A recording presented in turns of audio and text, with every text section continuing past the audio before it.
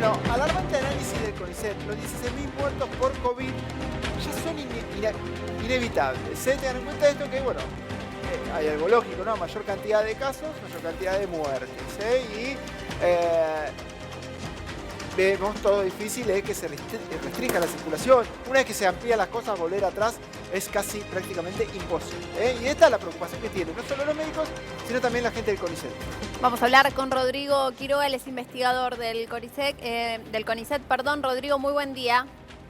Hola, buen día, ¿cómo les va? Bueno, contanos esta situación que se está dando en un contexto donde en Argentina ingresa por otro lado dentro de los países con mayor circulación, dentro de los 10 países con mayor circulación, y donde vemos que los casos siguen aumentando y los fallecidos también.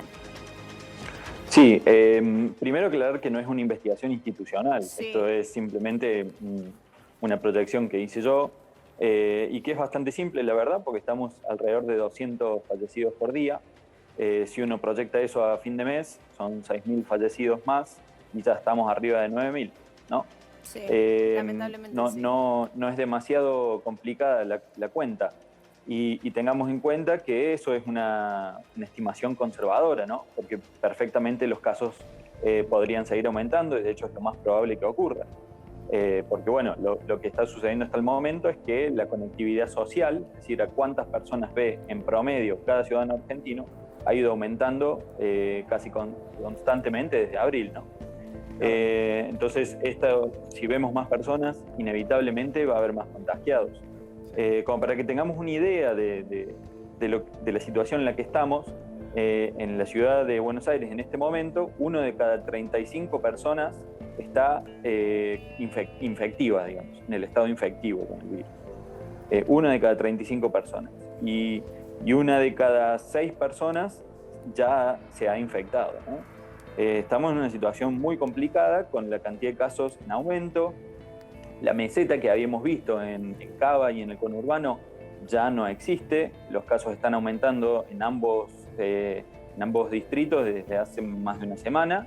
Y la situación del interior es sumamente preocupante porque la velocidad con la que están aumentando los casos en el interior es muchísimo más alta.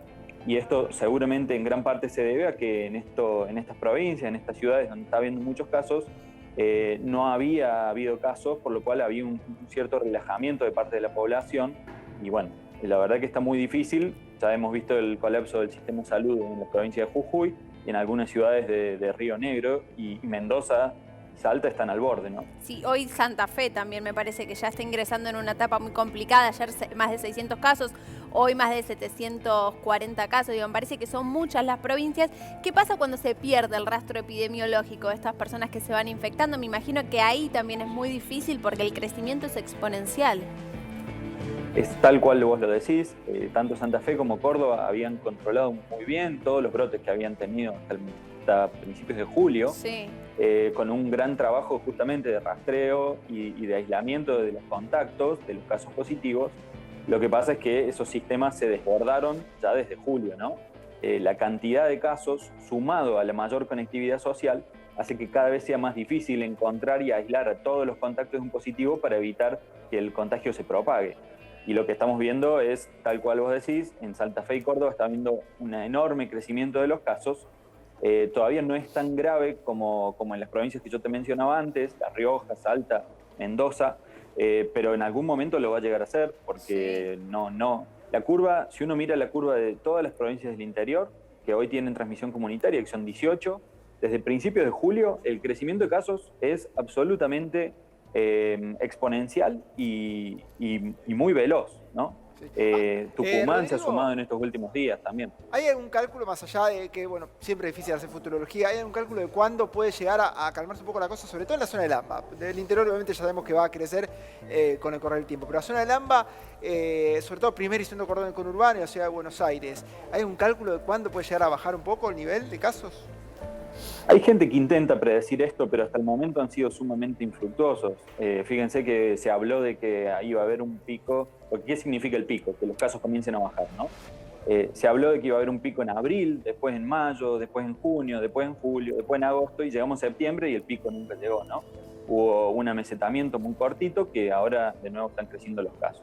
Y esto se debe a que, como les comentaba antes, digamos, cómo crece y la velocidad con la que crece el número de los casos, depende del comportamiento de la sociedad, ¿no? Y eso es imposible de predecir. Lo que sí sabemos es que mientras uno siga flexibilizando actividades, la conectividad social aumenta y también se genera un efecto a través de que se transmite tranquilidad a la población de alguna manera. Por ejemplo, con la apertura de bares, más allá del riesgo epidemiológico que significa el bar en sí y en la reunión de personas allí, se genera un efecto de que la gente se queda más tranquila y se empieza a relajar sus cuidados, ¿no? Porque dice, bueno, si abren los bares, tan grave no debe ser la situación, ¿no?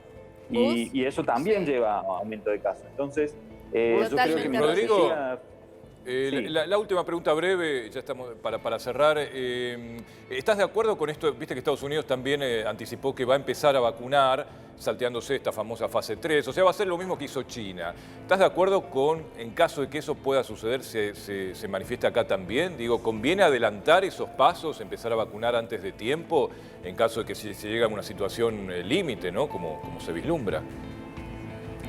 La verdad que no puedo opinar al respecto, no soy experto en vacunas. Lo que sí, obviamente, conlleva grandes riesgos, porque bueno, si uno no conoce al detalle las complicaciones de la vacuna, es complicado, ¿no? No podría opinar al respecto, no soy experto en ese tema, perdón. Rodrigo, súper claro tus conceptos y por supuesto que ayudan a seguir concientizando en esta etapa donde el crecimiento sigue en Argentina. Muchas gracias por tu tiempo. Gracias a ustedes, que tengan buen día. Igualmente.